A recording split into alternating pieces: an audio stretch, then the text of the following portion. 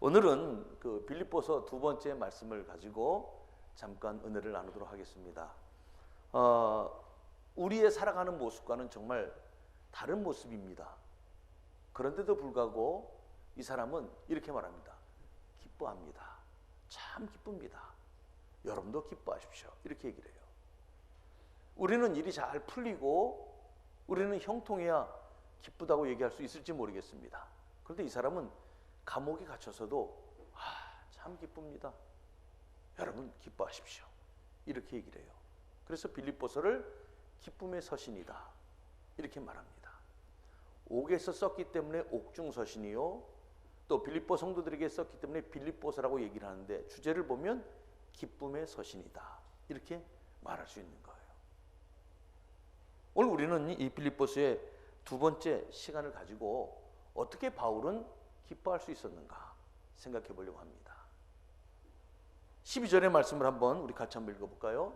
시작. 형제들아, 내가 당한 일이 도리어 복음 전파에 진전이 된 줄을 너희가 알기를 원하노라.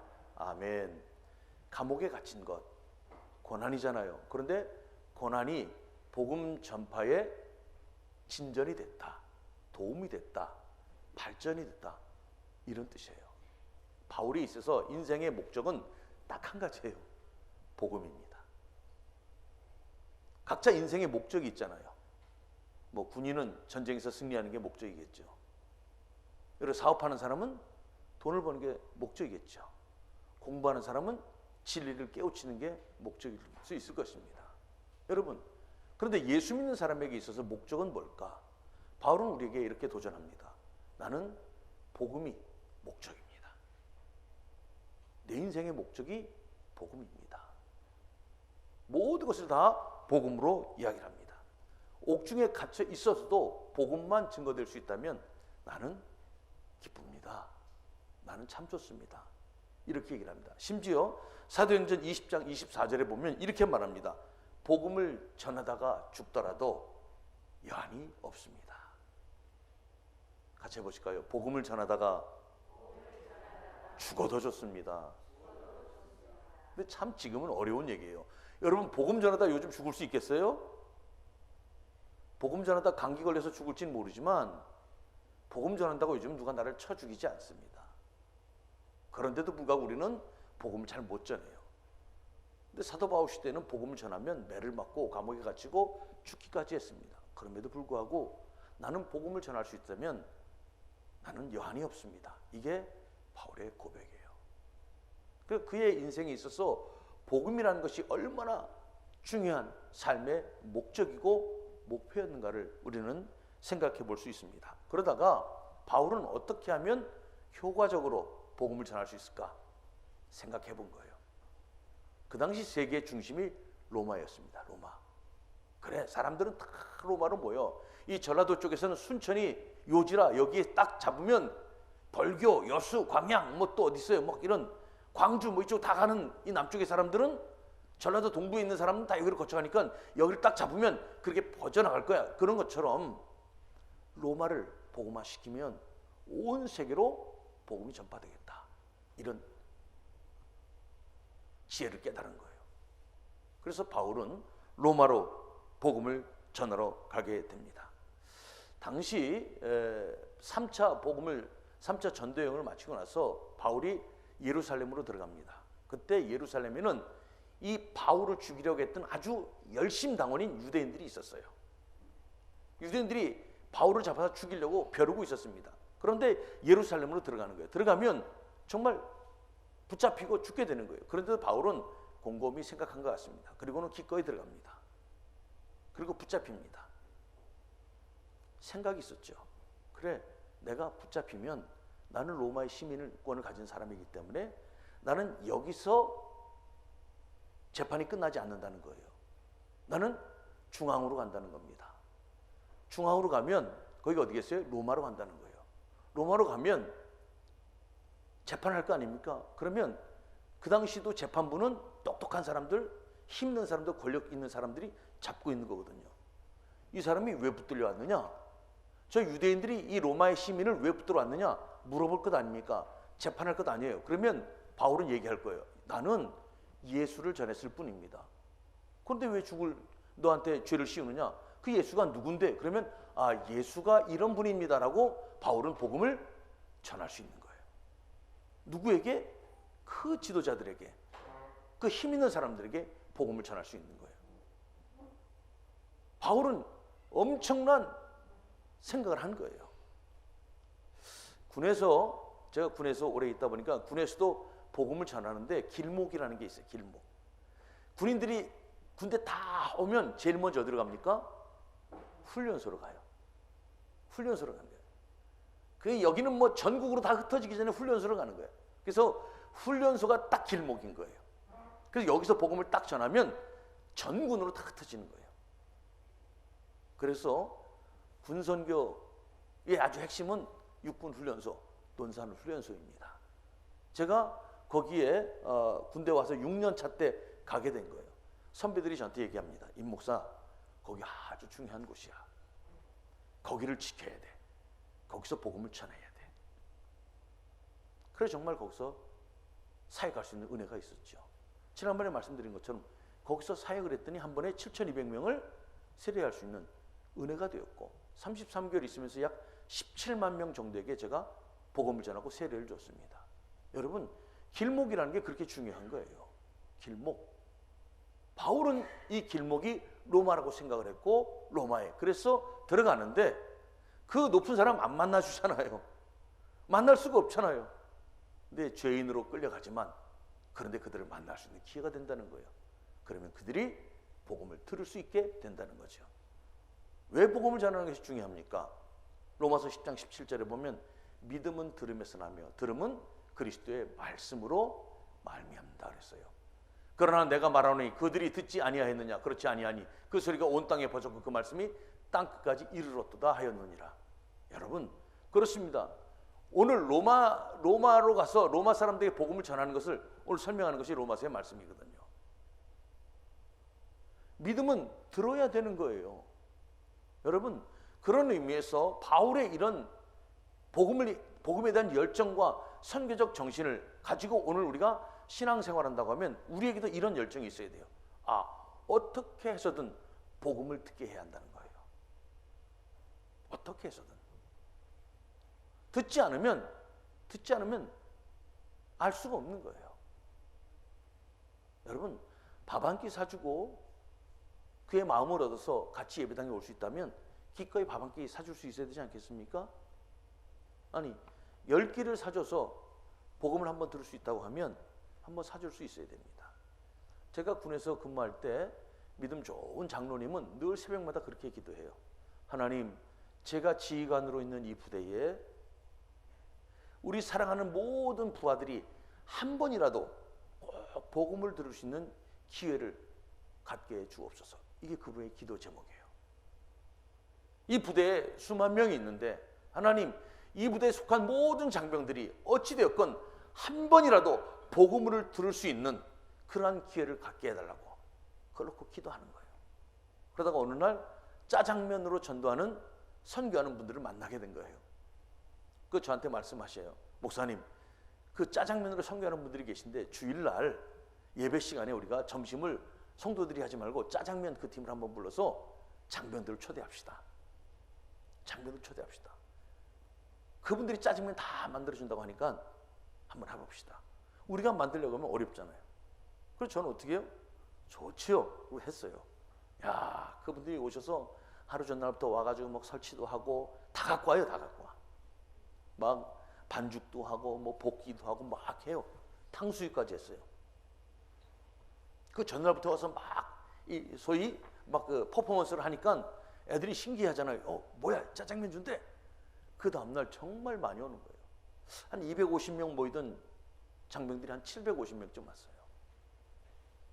여러분, 짜장면 먹으러 왔든 콜라를 먹으러 왔든 잠을 자러 왔든 근무를 피해서 왔든 아니 삶이 힘들어서 왔든 와서 예배당에 와서 함께 예배드리다 보면 목회자를 통해서 목사를 통해서 들려지는 게 뭐겠어요? 복음인 거예요. 하나님의 말씀인 거예요. 여러분, 그 말씀 속에 여러분 성령의 역사가 일어나면 생명으로 나타날 줄로 믿습니다. 이게 선교예요.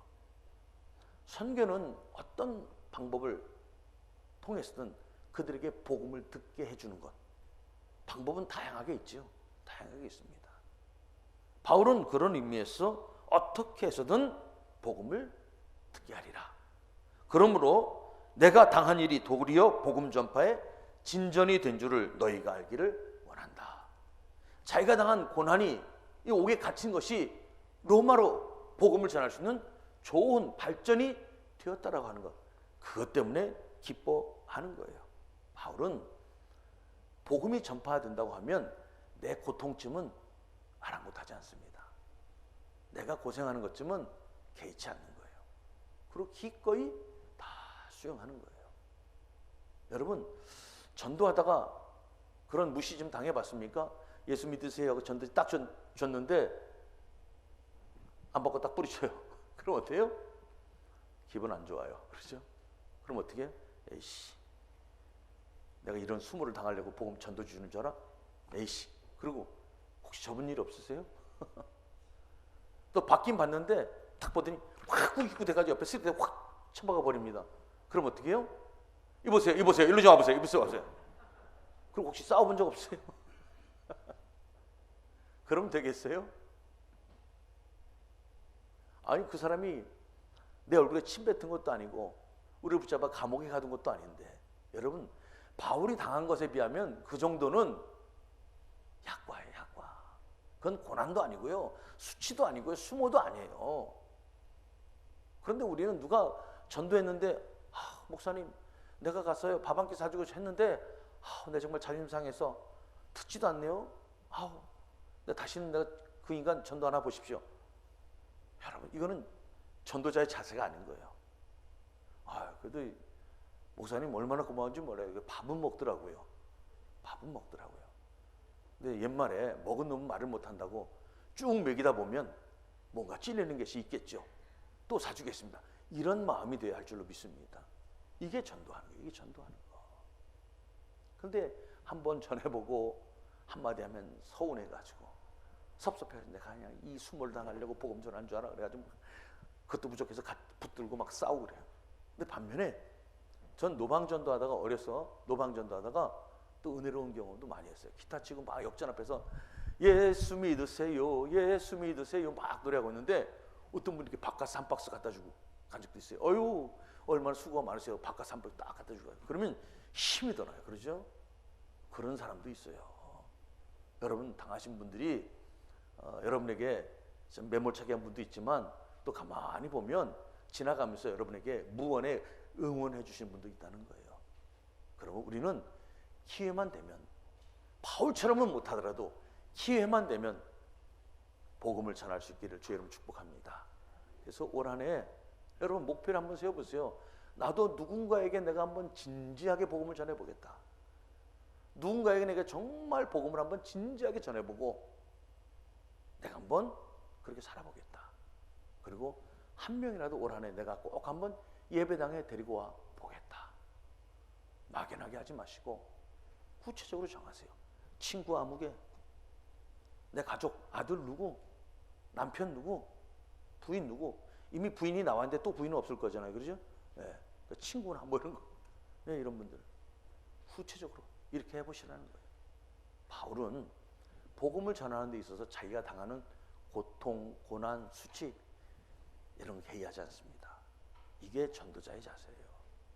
이게 복음을 전하는 자들의 모습이라고 하는 것입니다. 자, 그러면 바울이 이 고난을 통해서 복음의 진전이 되었다는데 어떻게 진전이 되었을까? 어떻게 복음이 진전이 되었을까? 13절의 말씀을 봅니다. 이러므로 나의 매음이 그리스도 안에서 모든 시위대 안과 그 밖의 모든 사람에게 나타났다. 이렇게 말씀해요. 시위대 안과 그 밖의 모든 사람들. 아시는 것처럼 바울은 감옥에 갇혔습니다. 바울이 감옥에 갇혔으면 이 감옥을 비롯해서 중요한 시설을 지키는 사람들이 있어요. 이게 바로 시위대예요. 시위대. 로마의 황제는 그 당시 정세가 어수선했기 때문에 늘 위협이 있었어요. 반란이 일어나면 어떡할까? 또 누가 나를 암살하면 어떡할까? 늘 그런 위협이 있었어요. 그래서 정예 요원을 뽑습니다. 적게는 10,000명, 많게는 16,000명을 뽑는다 그래요. 이들을 가지고 자기를 쭉 둘러싸서 경호하도록 하는 거예요. 그런데 이들이 오늘 어찌되었건 바울이 와 있으니까 뭐 이런저런 얘기들이 도는 거예요. 여러분, 군인 남자들이 맨 마지막에 하다 얘기가 끝나면 무슨 얘기로 끝납니까? 군대 얘기로 끝나요. 그렇죠? 남자들이 하다 안 되면 나중에 군대 얘기를 해요. 여자분들은 하다 안 되면 무슨 얘기합니까? 시어머니 욕합니까? 요거 나중에 잘라주세요. 이거. 예. 여러분, 로마의 군인들이 그런 것들이 이슈가 되는 거예요. 이슈가 되는 거예요. 이들은요 정말 엘리트입니다. 귀족의 자녀들을 뽑았다 그래요. 귀족의 자녀들 중에서 또 엘리트들을 뽑아서 곁에서 두는 거예요. 그리고 정치범들이나 여러 반역분자들을, 반역하는 사람들 있잖아요. 그 사람들은 감옥에 가두고 이 사람들이 지키는 거예요. 누가 빼내면 안 되잖아요. 빼내가면 안 되니까. 그런데 어떻게 지켰는가 하면 4명이 한 조가 되어서 6개의 조로 만든대요. 그래서 6개의 조로 나눠서 돌아가면서 이제 근무를 시키는 거예요. 그런데 아주 중요한 범죄자들은 4명이 줄을 묶어서 이 죄수와 같이 줄을 묶어서 같이 지낸다고 그래요. 같이 지낸다고 그래요. 그러니까 줄을 묶어서 죄인하고 같이 있는 거예요. 같이 있는 거. 여러분, 이게 또 신비한 일인 거예요. 소위 감방 동기가 되는 거예요. 감방 동기. 같이 늘 한 줄에 묶여 있으니까. 그러니까 바울은 너무 좋은 거예요. 왜요? 내가 복음을 전하려고 그러면 바쁘다고 도망가는데, 지나가는 사람에게 여러분 제자 훈련 받아가지고 가서 혹시 1분만 시간 내줄 수 있겠습니까? 그러면 어떻게 해요? 바쁩니다. 그러고 가버리잖아요. 그러죠? 그런데 이 줄이 매여 있으니까 여러분 어떻게 해요? 도망도 못 가는 거예요. 바울이 붙잡지 않아도 도망 못 가는 거예요. 그리고 어떻게 해요? 자연스럽게 복음을 전하는 거예요. 자연스럽게 예수를 전하는 거예요. 얼마나 신비로운 일이에요. 언제 이렇게 복음을 전할 수 있는 기회를 또 갖겠느냐라고 하는 거예요. 여러분, 이게 특별한 은혜고, 이것이 바울에게 있어서는 복음을 전할 수 있는 아주 기발한 기회라고 하는 것이죠. 그런 의미에서 바울은 오늘 이 고급 창교들에게 복음을 전할 수 있는 것, 로마의 핵심 중에 핵심에게 복음을 전할 수 있는 것, 이게 복음의 진전이라고 하는 거예요. 자, 그러면 우리도 복음을 전할 때 누구에게 먼저 전할 것인가라는 생각해 보면 가장 많이 붙어있는 사람에게가 사실 제일 쉬운 거예요. 여러분, 아프리카 사람에게 복음 전할 수 있겠습니까? 쉽지 않아요. 우리는 떨어져 있잖아요. 서울에 있는 사람에게 복음 전할 수 있겠어요? 순천 사람이? 안 되는 거예요. 그러면 복음은 누구에게 전할 수 있는가? 가장 가까이 있는 사람에게 전하는 거예요. 그래서 예수 믿는 사람은 복음을 전하기 위하여 사회적 책임을 다해야 하는 거예요. 왜요? 내가 복음을 전하려면 그 복음에 신뢰가 가야 될 것 아닙니까? 근데 내가 개차반으로 살아요. 내가 엉터리로 살아요. 그러고 나선 예수님이 인생의 길입니다. 예수님이 인생의 진리입니다. 예수 믿어야 천국 갑니다. 그럼 뭐라 그래요? 너나 잘 사세요. 이렇게 얘기할 것 아니에요. 그 복음이 안 되는 거예요. 여러분, 그런 의미에서 예수 믿는 사람이 복음을 전하려면 자연스럽게 사회적인 책임을 잘할 수밖에 없는 거예요. 그래서 사회적인 책임을 잘하는 사람이 그리스도인이 된다고 하면 그 사회는, 그 공동체는, 그 기업은, 그 가정은 변화될 수밖에 없는 거예요. 자, 돌아보면 내가 속한 공동체가 자꾸 잘못된 길로 가고 있다. 그러면 우리 스스로 회개해야 돼요. 그리고 스스로 도전을 받아야 돼요. 내가 그리스도인답게 서 있지 못한 것은 아닌가. 이런 도전을 받아야 돼요. 갑자기 가슴이 무거워지죠. 그러죠? 우리의 가정이 온전하게 구원받은 가정이 되려면 내가 가정에서도 정말 예수 잘 믿는 그러한 가족으로 서야 한다고 하는 거예요. 무거워져요. 가슴이 갑자기. 예, 다 그렇게 살 수는 없어요. 그러나 그렇게 노력하는 거예요. 어떻게 처음부터 그렇게 할 수 있겠어요? 노력해 가는 거예요. 여러분, 복음을 전한다고 하는 것은 멀리 있는 사람에게 전하는 게 아니에요. 여러분, 멀리 있는 사람에게 복음 전한다고 하는 것은 그냥 말뿐인 거예요. 진짜 복음의 빛이 되고 소금이 되려면 가까운 사람에게 영향을 끼칠 수 있어야 되는 거예요. 바라기는 우리 주변에 있는 사람들에게 우리가 부족하고 지금까지 혹시 그렇게 못한 것이 있어서 좀 불편할지 모르지만 오늘 이후라도 우리가 조금 더 말씀대로 살려고 노력하고 예수님 닮는 모습으로 살려고 노력해서 우리를 통해서 예수님이 나타날 수 있기를 주님의 이름으로 축복합니다. 여러분, 그렇게 삽시다. 그게 예수 믿고 사는 것 아니겠어요? 바울은 그런 의미에서 감옥에서도 늘 붙들고 있는 그 죄수가 감동을 받으려면, 아니 시위대가 감동을 받으려면, 간수가 감동을 받으려면 얼마나 바울이 그 고통 속에서도 견뎌냈겠습니까? 내가 원래 여기 들어오면 안 되는데 말이야, 나 정말 억울한 거야. 나 여기 들어오면 안 되는데 말이야, 내가 정말 속상해. 맨날 바울이 이렇게 불평했다면 아마 복음이 전파되지 않았을 거예요. 그런데 아무리 들여다보면 이 사람은 죄가 없는 것 같거든요. 그런데 감옥에 갇힌 거예요. 그런데도 그 사람은 억울해하지 않습니다. 그리고 기뻐합니다. 즐거워합니다. 여러분, 그러니 간수들이, 시위대가 어떻게 해요? 신기해하는 거죠. 저 속에 뭐가 있어서 그럴까? 무엇 때문에 저 사람이 저렇게 우리가 다른 삶을 살면서도 감사하고 기뻐할 수 있을까? 저가 알고 있고 믿고 있는 예수도 나도 한번 알아보고 싶다, 이런 생각이 드는 거죠. 이게 오늘 고난을 통한 복음의 진전이라고 하는 것입니다. 또 하나, 이제 이것을 통해서 그것뿐만이 아닙니다.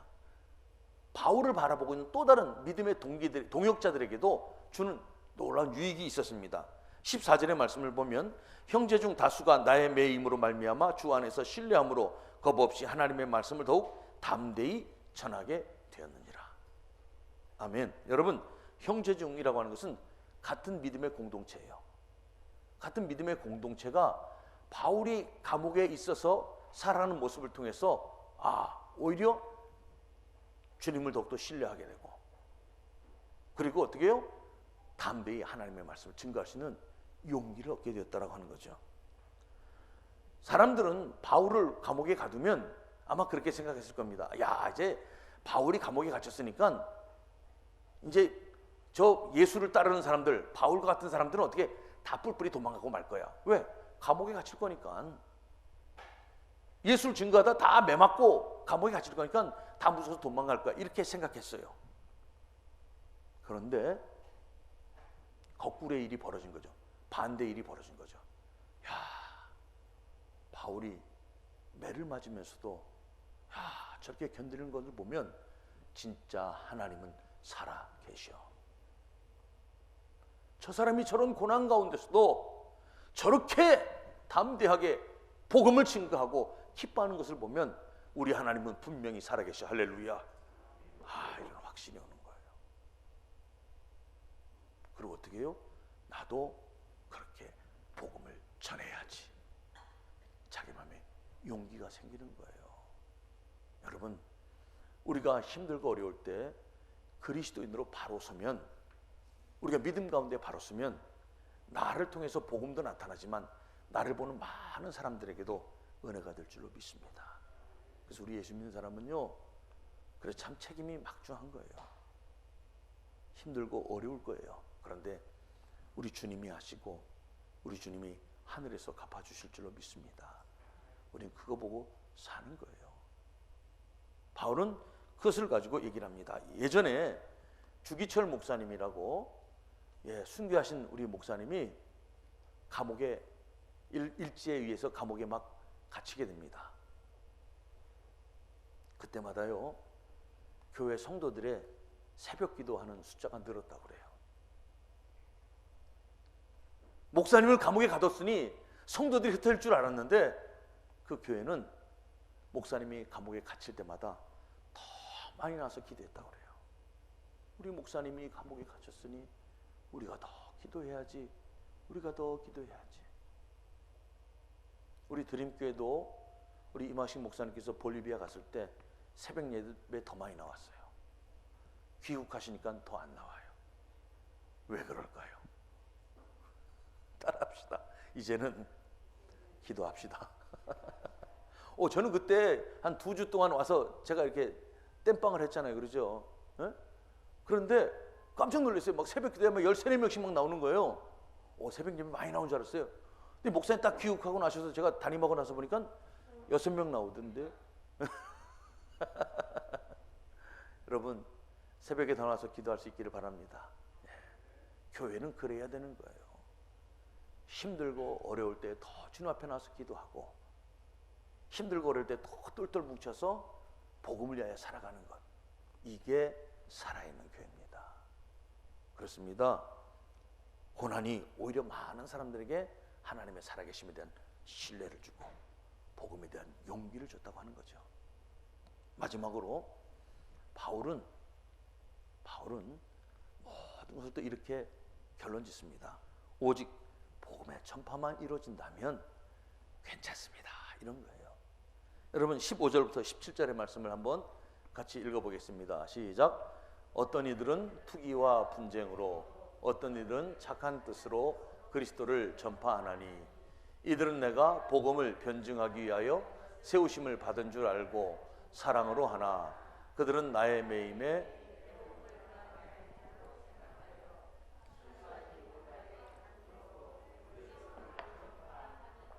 아멘. 바울이 옥에 갇혀 있는 것을 보고 사람이 둘로 나눠집니다. 둘로 나눠져요. 하나는 바울은 복음을 전하기 위하여 세운 종이다. 바울은 진짜 복음을 위하여 하나님께 세운 종이다. 이렇게 바라보는 사람이 있는가 하면, 한편으로는 그래서 바울을 위해서 더 열심히 복음 전하는데, 또 한편으로는 바울에 대해서 투기, 시기하는 마음이 있었던 거예요. 저 사람만 하나님께 세우신 사람인 줄 알아? 왜 저 사람만 박수를 받고 저 사람만 존경받고 저 사람만 뜨는 거지? 그런데 저 사람이 감옥에 갇히니까 어떻게 해요? 잘 됐다. 여기에 내가 바울의 자리를 차지해야 되겠다는 사람이 생기는 거예요. 이게 사람의 마음이에요. 주의 일 하면서도 어쩔 수 없이 우리 속에는 시기하는 마음, 질투하는 마음이 생겨요. 근데 이것을 선한 마음으로 잘 바꿀 수 있다면, 그것이 오히려 또 좋은 동력이 될 수도 있어요. 그런데 오늘 보면 투기와 분쟁으로 전하는 겁니다. 바울이 자기가 감옥에 가서 우리가 막 못하면 좋겠는데, 바울이 감옥에 가서 우리가 더 하면 바울이 속상해하겠지? 자기 자리를 뺏긴 줄 알고 더 속상해하겠지? 이런 마음이 들까? 이렇게 착각한 사람들이 있어요. 그래가지고 어떻게 해요? 바울에게 괴로움을 주려고 복음을 막 전하는 거예요. 그러니까 의도가 안 좋은 거예요. 복음을 전하긴 하는데. 그런데 바울은 그래도 괜찮다는 거예요. 그래도 괜찮다는 거예요. 어차피 전파되는 것은 복음이니, 전파되는 것은 복음이니, 그러므로 나는 괜찮다라고 하는 것입니다. 사랑하는 성도 여러분, 거칠애로 하나, 또 가식으로 하나, 진실로 하나, 투기로 하나, 어떤 모습으로 되든 전파되는 것은 그리스도니 나는 그것으로 기뻐합니다. 기뻐합니다. 이게 바울의 모습이에요. 여러분, 불필요한 경쟁, 불필요한 투기, 피곤할 뿐이에요. 그런 것보다는 복음을 위해서 서로 협력하는 마음을 가지고 그렇게 주일에 한번 같이 협력하면 얼마나 좋겠어요. 같이 힘을 모아서 같이 복음을 전하고 같이 협력하면 거기는 투기와 분쟁으로 하는 것보다 훨씬 더 큰 복음의 열매가 맺어질 줄로 믿습니다. 바울은 그런 면에서 굉장히 오늘 우리 가운데 은혜가 되고 있더라라고 하는 거죠. 말씀을 정리합니다. 바울은 말합니다. 고난도 복음 위해서 유익했다. 고난도 복음 위해서 유익했다. 혹시 여러분 믿음 생활하면서 혹시 고난이 있다면 그 고난을 통해서도 우리가 잘 극복하면 복음을 위한 좋은 유익이 될 수 있다는 것을 기억하고 잘 이겨내시길 주의 이름으로 부탁합니다. 우리 고난을 잘 극복할 때 또 많은 형제들에게 위로가 되고 또 소망이 된다는 것도 기억하고 다른 사람에게 간증이 될 수 있다는 거 기억하고 또 견디시기 바랍니다. 그리고 오직 어찌되었건 그리스도가 전파될 수 있다면 우리의 모습은 가려져도 좋다. 복음이 전파될 수 있다면 나는 가려져도 좋다. 세례 요한의 모습이죠. 요한복음 3장 30절의 말씀처럼 그는 흥하여야 하겠고 나는 쇠하리라. 쇠한다는 말은 잊혀진다는 거, 잊혀진다는 거. 그래도 괜찮다는 거예요. 오늘 바울이 고난을 통해서 우리에게 보여주는 이 복음 전도자의 귀한 모습을 우리가 받아서 오늘 우리 순천 드림교회 성도들도 바울처럼 이 시대에 복음을 전할 수 있는 좋은 믿음의 동역자들이 되기를 주의 이름으로 축복합니다. 기도하겠습니다.